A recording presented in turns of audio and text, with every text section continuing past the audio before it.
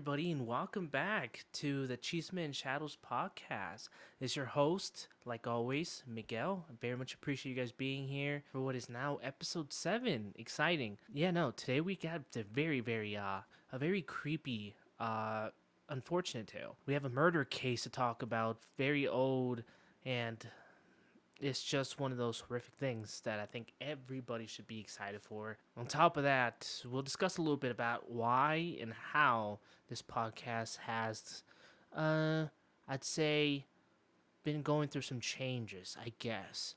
Those changes will still be happening. On top of that, we'll give you a little bit of advice, I'm happy to give advice to everybody who wants to listen. Not everybody needs advice, but everybody's more than welcome to hear me and listen to me because maybe you'll get a little something out of it anyway, right? And we'll for sure end it off with Am I the Jerk? It's the very vanilla way to say it. And the Not Safe for Work version is going to be at the end of the episode. So make sure you stay tuned because, those stories are always very juicy to listen to. And yeah, the way I'd like to begin the podcast today is once again, I want you to notice how things are kind of looking a little different. I'm I've upgraded my lights. I didn't buy new lights. I just bought funnels essentially to really try to make it so that the light doesn't really bleed to the background, which again, it allows more light in the back to show and not get obscured or outweighed by the two lights I have shining on my face. It might be just a tad bit darker than what I normally do. And that's mostly because I've been testing things like always, but nothing really too nothing really to worry about there. But yeah, lately I've been restructuring a lot of the creative things I've been doing. Right, this podcast itself it's been on a pause, and a lot of it has to do with some health problems. Right, I got sick, and that sickness by chance happened to have been, luckily though, on like the day or two after I uploaded my last podcast, or the one before that actually. So essentially what had happened was I uploaded episode 5. A couple days later I recorded episode 6, got sick, and then 2 weeks went by. I was unable to pretty much do anything because the sickness was so intense. But eventually I started getting better and I edited episode 6. Then episode 6 got uploaded, but unfortunately because of that it disrupted like my entire schedule I had set up. Essentially, I wanted upload dates to be on a Monday. Consistently, Mondays seemed like a pretty good day. It allowed for a flow that I was used to. But then, because I got sick and everything, I pushed it further and further, eventually making it be on a Friday. But then, turns out getting it done on a Friday is much harder than getting it done on a Monday. This more than likely is getting uploaded on a Friday, but I'm not too sure that's going to be the daily or the new schedule for the podcast.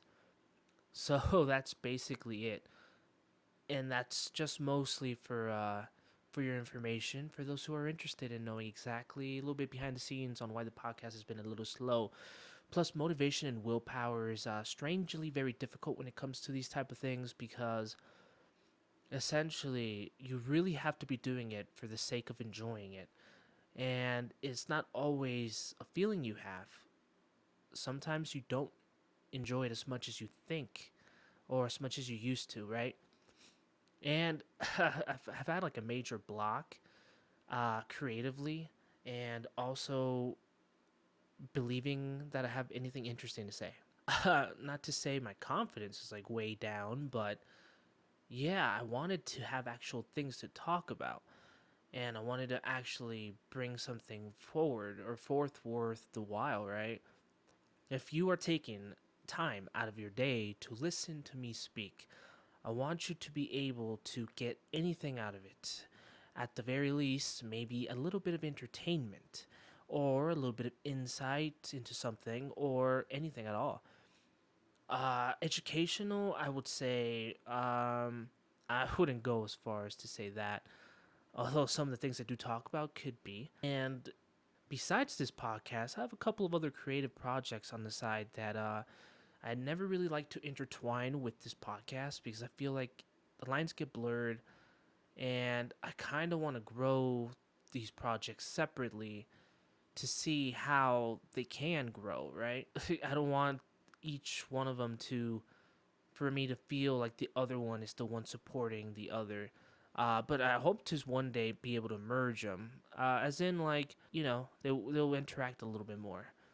That's just not the case yet. I'll admit, though, out of all the creative projects I am currently in the middle of, podcast still is the most fun because I could just yap. And I'm a yapper. I like to yap.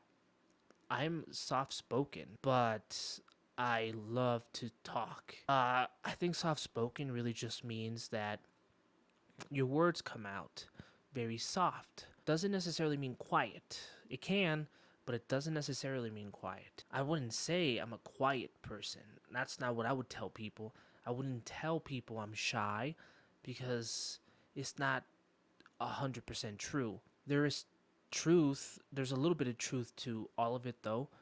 I gotta say, in terms of like compared to other people, I'm more on the shy side, as in I tend to open up a little slower to people.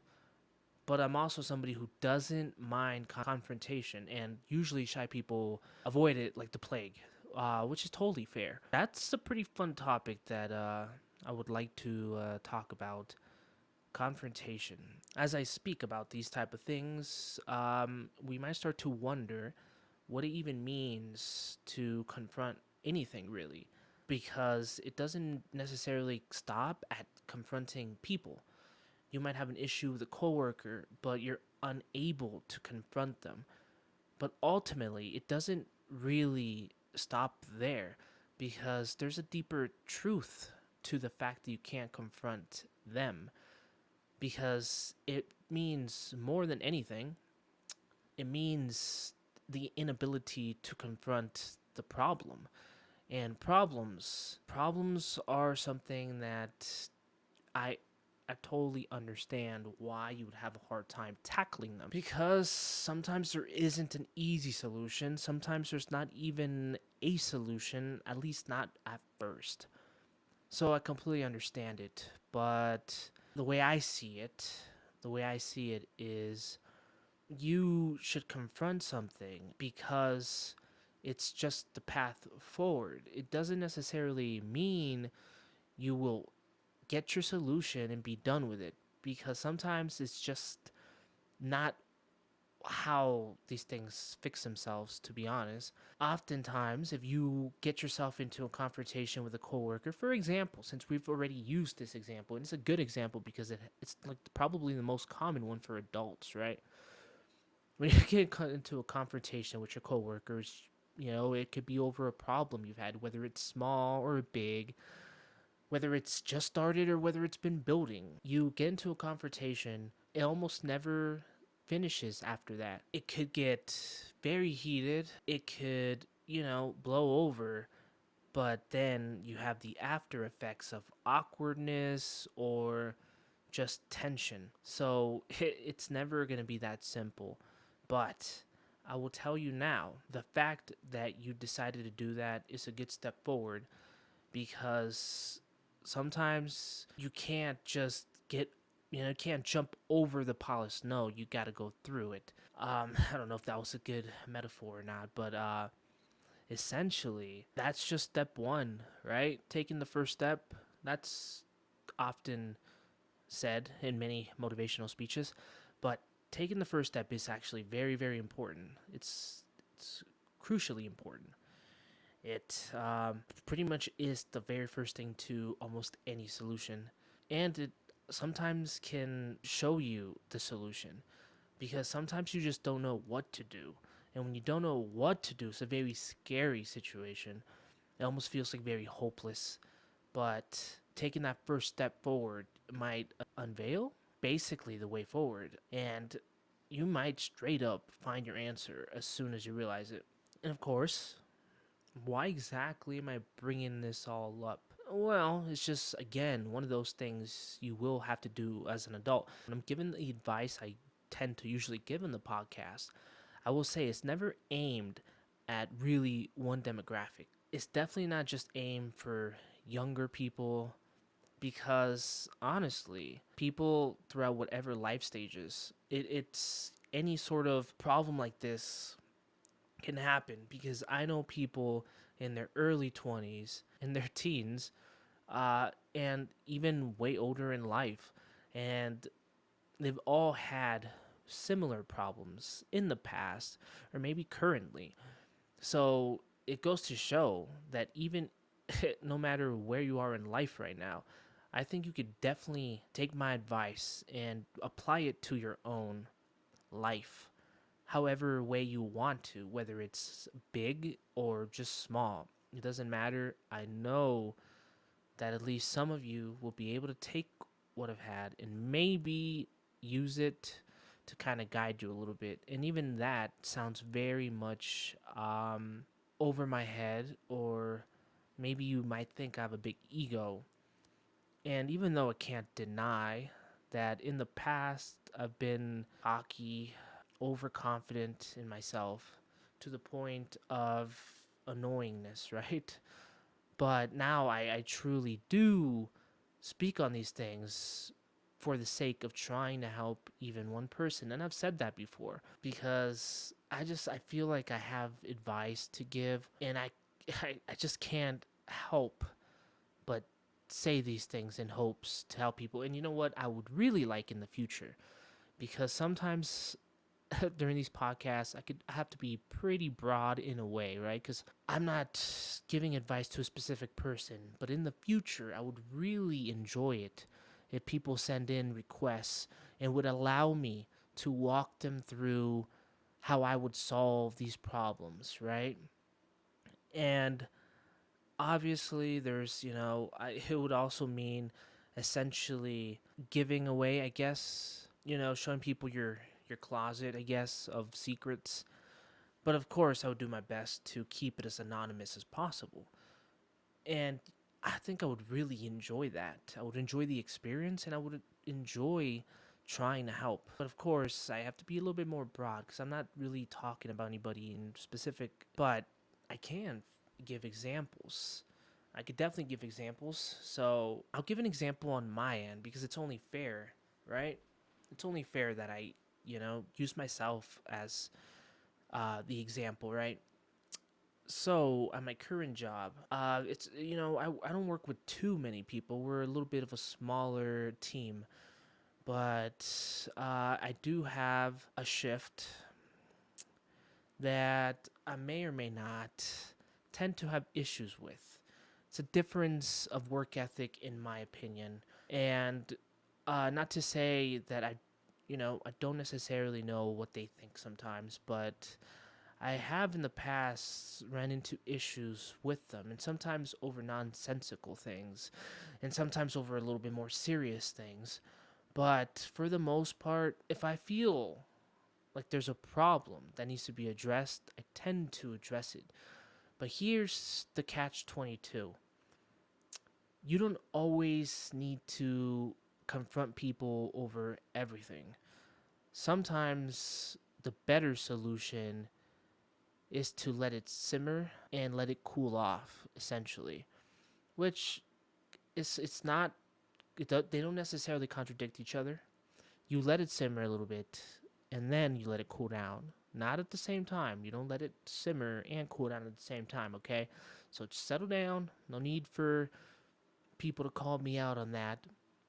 But yeah, sometimes you don't necessarily always have to do it, because confrontation could sometimes lead to more problems, really. Confrontation is important, like I said before, but now that you understand why it's important to do it, now I could go ahead and say why it's important to make sure you know when to do it. And the fact of the matter is, you got to think about the issue at hand and truly think about whether it would cause more issues in the environment that you're in or in the relationship that you're in, because human beings can react to confrontation in many different ways. So you got to keep that in mind. Of course, I'm talking about minor issues that usually don't require confrontation. I would say what takes priority is still making sure you don't let big issues slide and you don't let problems with no solutions continue to stay solutionless. And yeah, I've had to do that with coworkers of mine, and it's never a fun thing. I've even had to do it with friends who are coworkers, and that's extra not fun.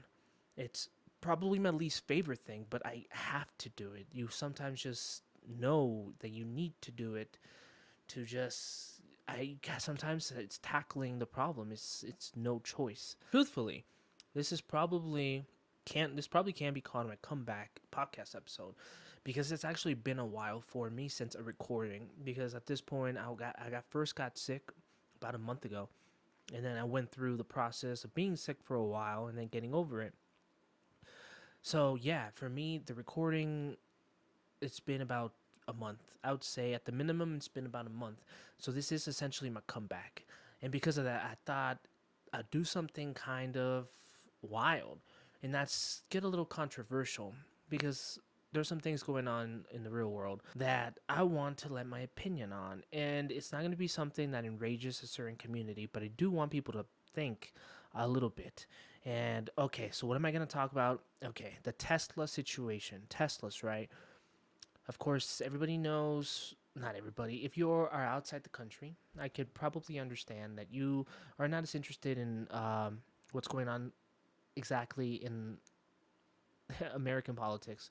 But this, in a way, does go beyond American politics because Tesla is worldwide. At the center of it, we have Elon Musk.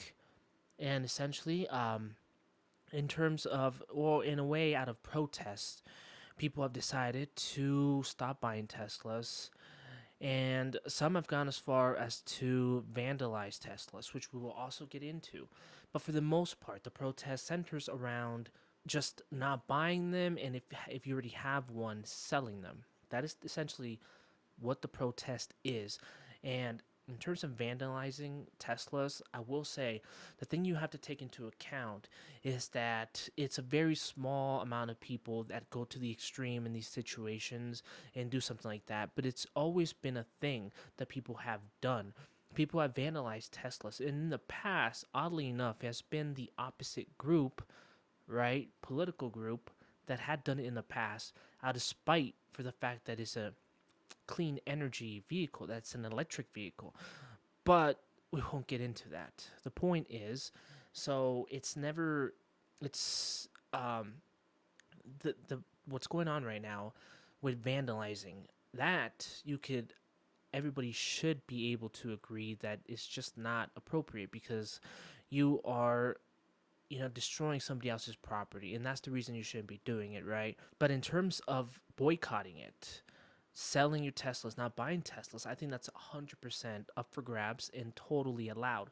And for people to argue against it because it's hurting the American economy, but at the same time, believing that thousands of people getting laid off by the same person in charge of that company is okay, you could kind of see where a little bit of hypocrisy might be in there, right? And I'm not trying to say one group is, being hypocrites, but if you want to argue against people boycotting Tesla, which essentially means people are deciding what vehicle not to buy or what vehicle they happen to possess that they want to sell, you can understand why it doesn't make any sense for you to blame them. Or not necessarily blame them, but believe that it's not within their own right. Because if I buy a car, I'm totally allowed to sell the car, and you don't need to ask me or hold me to whatever reason behind that. As well as if I go to a dealership, if I decide to get a Lexus versus a Mercedes, you have no reason to tell me which of those two I should be buying. If I want to not buy any Ford cars because I think Fords are the worst cars, you can't say that I'm hurting the American economy because of my opinion towards a vehicle, right? And again, because there's a sudden surge of people doing this and people want to associate it with their political beliefs or values, I can understand why them attacking essentially Tesla might want or may trigger a feeling within you if you believe that Tesla somehow is glued or connected to you via political views, and it shouldn't be. It really shouldn't be. I would say I'm totally for it. Boycott Tesla. Stop buying Teslas. You're talking about a billionaire losing a very minor percentage of profit in the grand scheme of things. It's not going to hurt him. Defending a billionaire like that is also a bit on the strange side because 90% of people that might be a little mad about people boycotting Tesla are literally lower class more than likely. And even if they're middle class, they're definitely lower middle class. And there just doesn't make any sense for you to be so against that. And definitely do not let people trick you into thinking that these people who are choosing, because it's their own right, choosing not to buy Teslas, choosing to sell their Teslas, essentially being told that these people are hurting the American economy. That's just not true. They are not. They are hurting probably his bottom line for sure, but in the grand scheme of things, not the American economy. And I think it's a very good way, and it's something we've always done, boycotting certain companies based on certain things. Can we think back to a certain beer company that might have been boycotted by one political group for what they were essentially promoting, and at the time didn't really care much that a company was losing money and everything over political reasons, right? So we really do have to practice making sure we're not hypocrites. Anybody can be a hypocrite. Doesn't matter which political side you're on. So let's make sure we, you know, stay away from that, right? Okay, so I do want to get into the. It's a true crime story. Very old and very disturbing. So please be aware. Get your popcorn out now. And this one's a bit on the short side, so I can let you guys go. I feel like a middle school teacher that's trying to get people to listen in class before the lunch break or whatever. But yeah, no, I think you guys are in for a treat. Like I said, this one's quite disturbing and very sad. Now, this is a story about Hinterkaifeck Farm Murders of 1922. With that, unfortunately, the title alone, or might already be saying a little too much, but it's gonna be okay for you to know that, because the unfortunate truth of this is a lot more ominous and spooky than some of these murders. And of course, like always, I do want to make sure we are respectful because people have died and these are human beings. So, of course, like always, let's respectfully listen to the story. Now, Hinterkaifeck was a farmstead located in the forest outside a small Bavarian village of Grobern, about an hour away from Munich. And now this does take place in Germany. We might have some German names, and like always, my unfortunate mispronunciation of names is gonna be, this will be present. But I'm doing my best, so hopefully I get it somewhat right. Now, in 1922, this was home to 35-year-old Victoria Gabrielle, and she had two small children, a 7-year-old Casilla and a 2-year-old Joseph. And she lived with her parents, Andreas, who was 63, and Katsila Gruber, who was 72 years old. Now, the family, they lived a pretty quiet life, very much isolated. The neighbors would seldom see them. And early April of 1922, it would get very mysteriously quiet. And nobody knew that this was going to be home to just one of the most gruesome murders in all of Germany, really. And now we must talk a little bit about the weeks leading up to this unfortunate event, because there was definitely some very ominous omens that were present. Now, 6 months before this event, the family's maid had out of nowhere quit. Now, she said that the place was haunted and that she would often hear footsteps in the attic. Now, Andreas would end up telling the neighbors about a couple of weird occurrences, like a newspaper that they were definitely not subscribed to started showing up at their house, and Andreas discovered a set of footprints in the snow leading from the forest to their farm, but none leading the opposite way. On top of that, a set of their house keys had also gone missing around this exact time. Now, these bizarre omens had definitely left the family a little shook, but there was nothing they could do. And unfortunately, they would not realize that an outsider might have already been lurking in their home. Now, on the evening of March 31st, 1922, the new maid, which was replacing the one that had left, Maria Baumgartner, arrived at the farmstead. Now, unfortunately, she would end up arriving at what possibly was the worst night to have arrived, really. Somehow, some way, this night, Victoria, her daughter, and her parents, one by one, were lured into the farm that night and murdered by someone with a mattock, a mattock. I think that's a mattock. Again, I didn't grow up on a farm, and it's actually my first time hearing about this tool, but essentially, it's kind of like a pickaxe used in farming. Now, after the killer disposed of those four, of course, real life human beings who had real human lives, he would end up entering the house where he would, kill Maria, the brand new maid, in her room, and would end up going and unfortunately also ending poor little Joseph as well, which is again very sad. But it just gets more weird after this, actually. Now, the next couple of days, everything still seemed pretty normal, at least to the neighbors. They believed Hinterkaifeck Farm was acting business as usual. They would still see smoke coming out of the chimney.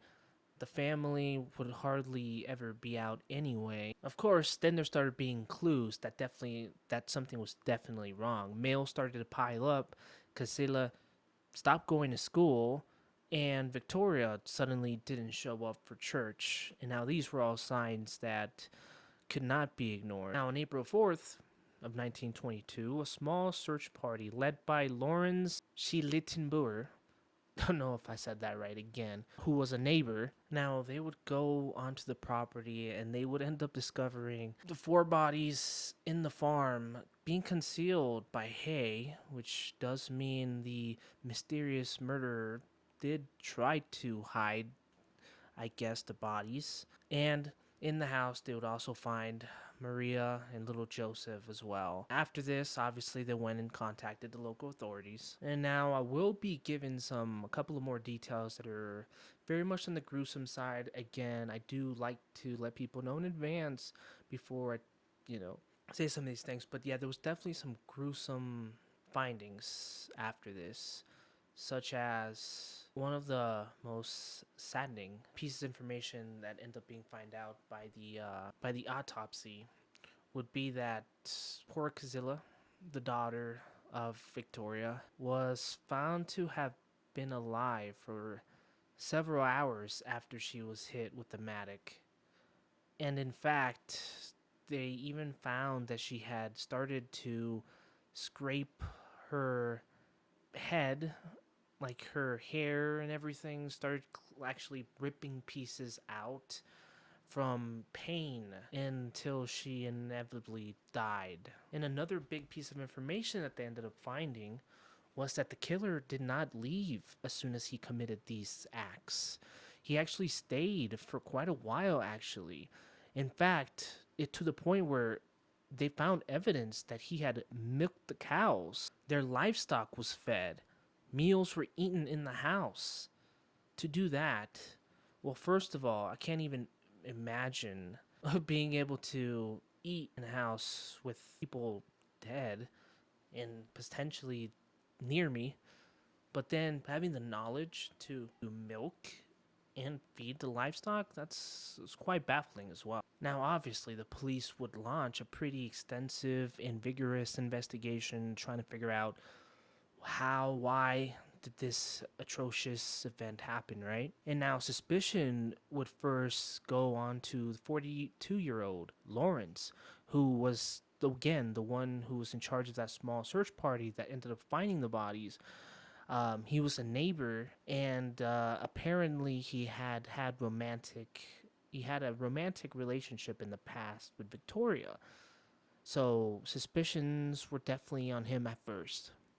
But after some heavy interrogation from the police, they said he was cleared.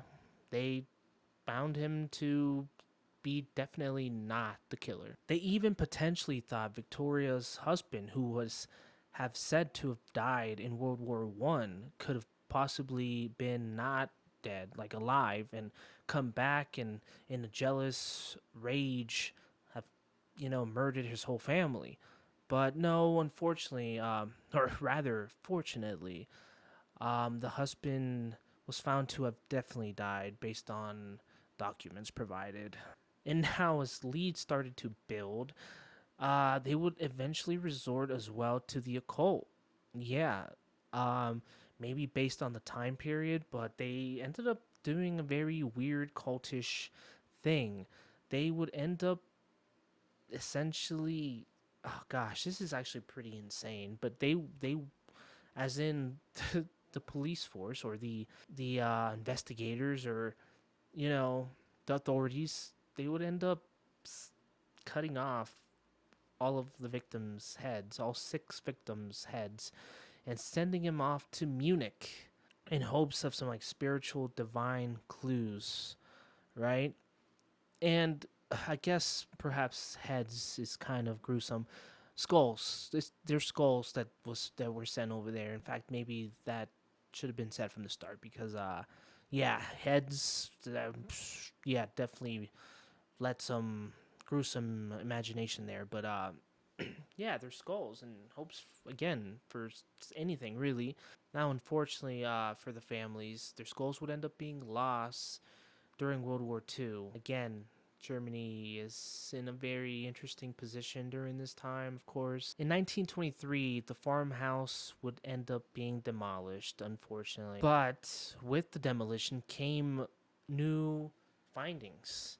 They ended up finding a secret compartment and they found the murder weapon as well as a forgotten penknife, which not even too sure what that is, but even with these findings, the trail still ended up being cold. The official investigation would end up being closed in 1955. No one ended up getting charged, unfortunately. They still hadn't found anybody that could have done it. And now in 2007, a police department decided to use more modern forensic techniques, right? To try to get any sort of clues. And they had said that they had found or identified a prime suspect, but they never announced anything. And to this day, they still don't have anybody that they've brought formal charges to or anything really. And now, I hopefully that case wasn't too gruesome. I think I've hopefully maybe toned it down enough for it to be digestible, I guess. And I hope it was entertaining. Again, with all due respect to the families, I know this case is very old, and it's very unlikely that I'll have anybody listening to this that is associated with it. But nonetheless, I tried to at least let everybody else know that I really do treat these things with respect. But again, I do believe that human stories are meant to be shared, and even gruesome ones should be, shared. But of course, I do think there's a right way to go about it. Of course. All right, I think it's time. We're gonna dive into our final bit of the final segment here on my podcast, which is the Am I the Asshole segment, right? This is my favorite part of the podcast, and I hope you guys have learned to enjoy this final bit just to get your mind kind of going out there and just like thinking, right? Because oftentimes these things are they involve a lot of morality issues, I guess, and sometimes there's no right answer, and when you don't have a right answer to a question, it very much leaves you with a very odd feeling. But of course, it's great to just have these sort of conversations, even if it's in a way one-sided, because I'm speaking and I can't hear anybody rebuttal. This one is quite I don't know. It's definitely a little bit more out there than some of the other ones. So let it be known that this one could definitely be more explicit. Is that a proper way to say it? I don't know. We'll find out. Am I the asshole for telling my extended family how many men, roughly, my sister has slept with after she outed our youngest brother as a virgin? I know, this is insane because I don't think I've had a story quite like this, to be honest. But there's no story that's out of bounds, probably. There's no situation where I'm not willing to try to help them, right? Okay, we had family dinner this evening. My family has 4 kids in total. Me, my elder sister, 29-year-old female, younger sister, 24-year-old female, and youngest brother, 22 male. Extended family attended our family dinner, so all of our significant others, our cousins, aunts, and uncles, etc. During the dinner, my elder sister and my youngest brother got into a mild disagreement. My sister seemed, at least to me, to be coming across as very aggressive out of frustration and losing said argument. The two of them were too absorbed in their argument to realize the rest of us were getting a bit fed up. Eventually, my sister really got fed up and said, "Shut up, I'm not going to argue with a 22-year-old virgin." My brother hadn't done any personal attacks up to this point. It was completely unprovoked. It might have been alcohol, as my sister is a mean drunk. Anyway, I immediately told my sister to grow up, that she was making an embarrassment of herself. She replied by saying, "Everyone knows he's a virgin, and she didn't say anything wrong." This annoyed me, as my brother definitely has confidence issues and doesn't need to be made fun of like this. So I responded by saying how she slept with well over 100 men while she was in college, and that since everyone in the family knows this, it's not a big deal, right? Turns out her husband didn't know this. Amazingly, I genuinely assumed he must have known. He left the party angrily, saying my sister misled him about her past. Families blaming me for their marital problems. I refused to accept that I did anything wrong. My sister bullied my brother in front of everyone. All I did was give her a taste of her own medicine. Ooh la la. So is she an asshole for telling her whole extended family about? Of course, actually, I don't know. This author did not mention whether or not they're female or male. It kind of bugs me in a way because I really like to be I like to use proper uh, identity markers. Is that a good way to say it? I don't know. But the author here outed her older sister, which, uh, okay, obviously, the question is whether it was justifiable to have done that because the older sister had done something in a way, had outed, right? Had outed her younger brother. Truthfully, the answer to that is no. And as sucky as it can be, she did something to her older sister. She did. I'm assuming this is a sister. This could be a brother. I don't know. Again, because the author didn't identify as male or female or anything else, I can't. It's annoying, but I can't. But essentially, the older sister did not attack the author. The author's younger brother, right? So she ousted somebody for another person. That's already a no because it's in a way you're going to be thinking about it like this, right? Would it be justifiable if you punch somebody, or like if you punched your older brother for punching your younger brother, and you end up being the one to punch your older brother, right? Like I get it. It's wrong that the older sister was doing this, but this battle was between the older sister and the younger brother. So it doesn't justify your actions, really. Is the author an asshole for doing it? Again, I think I think the author is, because I think they're not one to ones. Thing is, and maybe it's with the times, right? But I don't necessarily think being that age and being a virgin is crazy bad or something to be ashamed of. Thus, it's argumentative to say that it's the same as literally letting people know about something that women had often get um, attacked on, right? Women could sleep with one or two, or like two or three guys, and be called whores. And now you just outed them for sleeping with that many guys.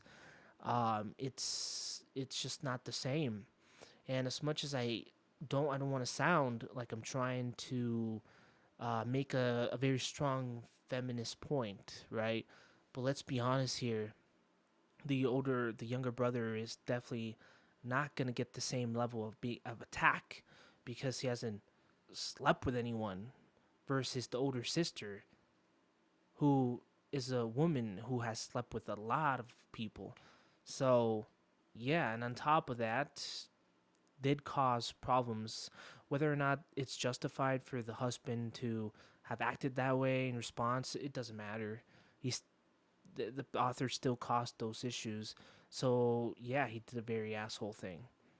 Now, I'd be very curious. I'd be very curious to know what you guys think of that situation, whether you agree with me or not. Yeah, so I'd be curious to know if you agree with me or not. I think in this situation, I have a feeling. I think you could see where I'm coming from, and you'd be able to agree with me in a way, I think. But yeah, that's gonna do it. I appreciate everybody who joined me here on episode 7 of Chisme and Shadows. Make sure you guys share the podcast. That would be the really nice way to get it out there. This episode's probably a good episode to do it with, because it's episode 7. I've improved on things. I feel like I'm it's the best there is right now, maybe. And if you're on YouTube, you could like and subscribe. If you're on Spotify, you could do whatever Spotify podcasts tend to do. I don't remember if they have sharing or not sharing, if they have liking or anything.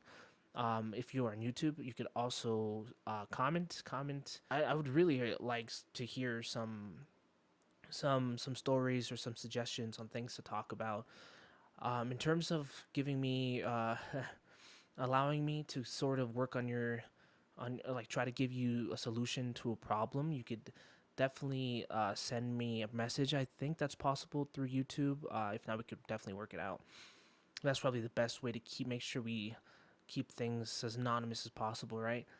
But otherwise, stay tuned, because hopefully these podcasts end up coming out more frequently and consistently. So yeah, see you guys later.